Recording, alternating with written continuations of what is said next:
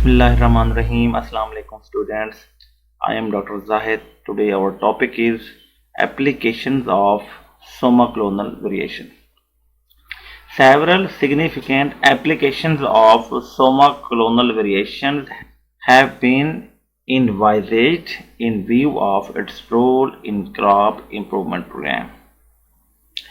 तो crop improvement programme में इस somaclonal variation का जो रोल है उसको देखते हुए इसकी मुख्तलिफ एप्लीकेशंस जो हैं वो बताई गई हैं। Number 1 is stress tolerance. Somaclonal variant plants derived from in vitro selection process are well known in showing stress tolerance characters। वो प्लांट्स जो somaclonal वेरिएशन से बनते हैं और वो इन विट्रो सिलेक्शन के प्रोसेस से बनते हैं, तो वो अपने अंदर स्ट्रेस टॉलरेंस के कैरेक्टर को ज़्यादा शो करते हैं।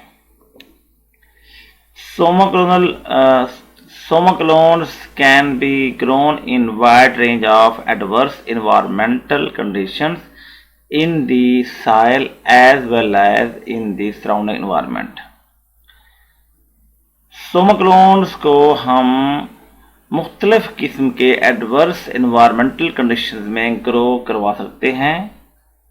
मुख्तलिफ किस्म की ज़मीन में, मुख्तलिफ किस्म के इन्वायरमेंट में इसको हम ग्रो कर सकते हैं, क्योंकि इसके अंदर जो चेंजेस होती हैं वो मुख्तलिफ जो एडवर्स एनवायरमेंटल कंडीशंस हैं ज़मीन के अंदर या सराउंडिंग एनवायरनमेंट के अंदर, उनको बर्दाश्त करने की सलाहियत होती है।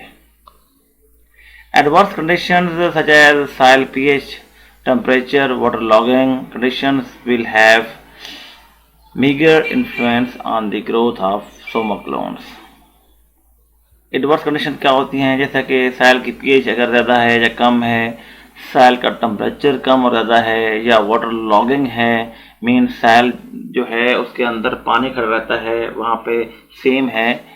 तो इन सारी कंडीशंस का जो एडवर्स कंडीशन का जो इफ़ेक्ट है वो सोमाक्लोनल प्लांट्स के ऊपर बहुत ही कम असरअंदाज होता है।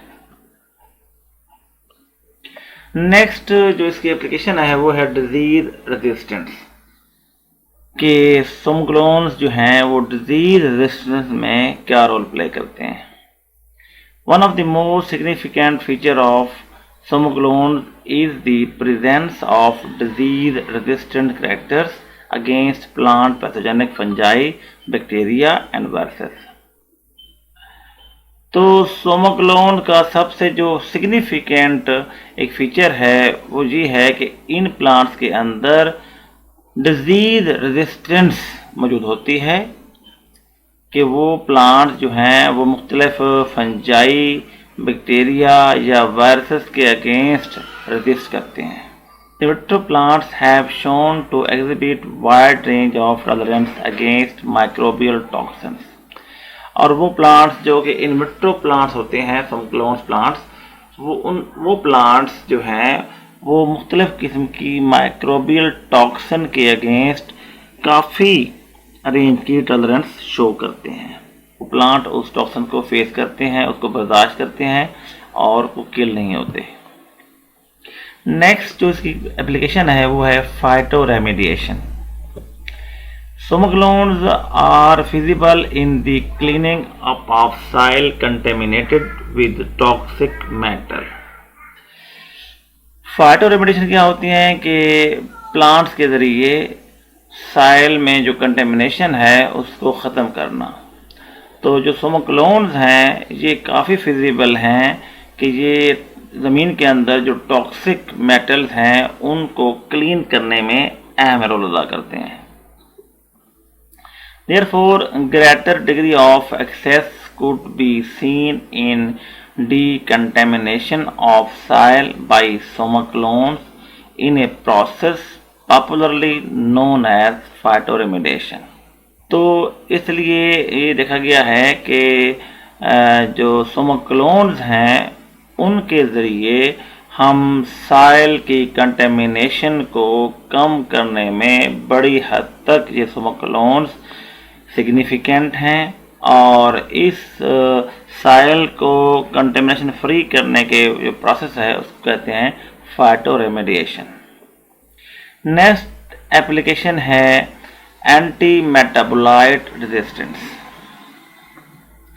Recovery of semiclones shows resistance to anti-metabolites such as amino acid, analogous antibiotic drugs and pathotoxins. तो सोमोक्लोन्स जो हैं जब ये रिकवर होते हैं, ये प्लांट्स बनते हैं, तो उस मीडिया के अंदर हमने काफ़ी सारे एंटी मेटाबोलाइट्स यूज़ किए होते हैं और ये उन एंटी मेटाबोलाइट्स को रेजिस्ट करते हुए ये रिकवर होते हैं। तो ये शो करता है कि इन प्लांट्स के अंदर अमाइनो एसिड्स, एंटीबायोटिक ड्रग्स और पैथोटॉक्सिन के अगेंस्ट काफ़ी रेजिस्टेंस पाई जाती है। Next is herbicide tolerance. Herbicide tolerant potentials of semiclones have been well documented. Herbicide tolerant plants वो होते हैं जिनमें किसी भी जड़ी बूटी मार जहर के अगेंस्ट रेजिस्टेंस हो। तो जो semiclones हैं इनके अंदर herbicide tolerance potential ज़्यादा होता है। These genetically variant plants can detoxify many of the commonly used herbicides, which is of immense value in cleaning up of soil contaminated by recalcitrant herbicide chemical. तो ये जो genetically variant plants होते हैं, सोमोक्लोन्स होते हैं, ये मुख्तलिफ किस्म की जो कॉमनली हर्बिसाइड्स हम इस्तेमाल करते हैं, जड़ी बूटी मार जहर हम इस्तेमाल करते हैं, उस जहर को ये प्लांट्स डिटॉक्सिफाई करते हैं, उसके असर को ख़त्म करते हैं। तो इस तरह सोमोक्लोन्स जो हैं ये काफ़ी इम्पोर्टेंस के हामिल होते हैं कि ये जो हम हर्बिसाइड इस्तेमाल करते हैं ज़मीनों पर उसको क्लीन करता है, ज़मीन को कंटेमिनेट होने से बचाता है। नेक्स्ट इज़ क्रॉप प्रोडक्टिविटी, कि क्रॉप के प्रोडक्शन में इसका क्या रोल है। Semiclonal variations offers improvement in yield of crop plants and significantly contributing in crop productivity. Semiclonal plants जो होते हैं, semiclones जो होते हैं, ये मोस्टली क्रॉप प्लांट्स की यील्ड इंप्रूव करने में अहम रोल अदा करते हैं।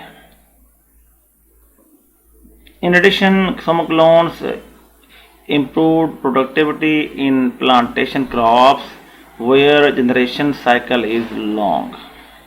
इसके अलावा जो semiclones हैं ये क्रॉप्स की प्लांटेशन की जो प्रोडक्टिविटी है उसको इम्प्रूव करते हैं और उन क्रॉप्स में ख़ासकर जिनका जो जनरेशन साइकिल है वो काफ़ी लंबा होता है। Therefore, semiclonal plants have several defined edge over conventional plants in the acquiring useful traits. इसलिए जो है ये semiclonal plants होते हैं इनको आम रिवायती प्लांट्स पे काफ़ी ज़्यादा एज होता है क्योंकि इन प्लांट्स के अंदर काफ़ी जो है यूजफुल ट्रेड्स मौजूद होती हैं। तो ये तो थी सारी एप्लीकेशंस, इसके फ़वाइद, इसके एडवांटेजेस। अब देखते हैं कि what are the limitations of somaclonal variation. Number 1 is most of somaclonal variations may not be useful. देखा यह गया है कि मोस्टली जो सोमोक्लोन्स वेरिएशन आती हैं उनका इस्तेमाल होता ही नहीं है, बहुत कम इस्तेमाल होता है कि वो जो वेरिएशंस हैं वो काफ़ी यूजफुल नहीं होती। Number 2, the variations occur in an unpredictable and uncontrolled manner. जो वेरिएशंस आती हैं वो हमारे कंट्रोल में नहीं होती और वो मुख्तलिफ़ किस्म की वेरिएशंस आ जाती हैं जिनको हम सोच नहीं रहे होते, जिनको हम प्रेडिक्ट नहीं कर रहे होते। ऐसे वेरिएशंस भी बाद औक़ात आ जाती हैं और ये अनकंट्रोलेबल वेरिएशंस आती हैं। Many At times, the genetic traits obtained by somoclonal variations are not stable and heritable. बहुत दफ़ा देखा गया है कि वो जेनेटिक ट्रेट्स जो कि सोमा क्लोनल वेरिएशंस के दौरान पैदा हुई, डेवलप हुई प्लांट्स के अंदर, वो स्टेबल नहीं रहती और वो हेरिटेबल भी नहीं है, वो नेक्स्ट जनरेशन में भी वो नहीं शिफ्ट होती। तो ये भी इसका बड़ा नुकसान है कि जो हम उन प्लांट्स के अंदर वेरिएशन लाते हैं वो स्टेबल ही नहीं रहती, कुछ अरसे के बाद वो वेरिएशन ख़त्म हो जाती है या वो वेरिएशन जो है अगली उसकी जो प्लांट की नस्ल है उसमें भी नहीं पाई जाती। Somoclonal variations are cultivar dependent, which is frequently a time consuming process. जो सोमोक्लोनल वेरिएशंस है ये कल्टीवर डिपेंडेंट है, मीन जो वैरायटी है उसके पे वो डिपेंड करता है और जो कि एक फ्रीक्वेंटली टाइम कंज्यूमिंग प्रोसेस है कि Somoclones can be produced in only those species which regenerate to complete plants. इसका एक और भी जो लिमिटेशन है वो ये है कि सोमोक्लोन सिर्फ उन स्पीशीज़ में बनते हैं जिनमें दोबारा प्लांट बनाने की कैपेसिटी हो, जिनमें टोटिपोटेंसी हो। ऐसे वैराइटीज, ऐसी स्पीशीज़ जो रिजनरेट कर सकें, जो दोबारा प्लांट बना सकें कैलस से, सेल से, तो उन प्लांट्स में ही ये सोमोक्लोन्स बनते हैं और उन प्लांट्स में, उन स्पीशीज़ में ये सोमोक्लोन्स डेवलप नहीं होते जिनमें दोबारा रिजनरेट होने की कैपेसिटी ना हो। एंड लास्ट जो इसकी लिमिटेशन है वो ये है कि many cell lines may not exhibit regeneration potential. जो सेल लाइन्स न्यू बनती हैं आफ्टर सोमोक्लोनल वेरिएशन, वो उसके अंदर जो है दोबारा प्लांट बनाने की कैपेसिटी बहुत कम होती है। आज का हमारा टॉपिक एंड हुआ। If you feel any confusion, if you have any question, please ask in comment. अल्लाह हाफिज़, टेक केयर।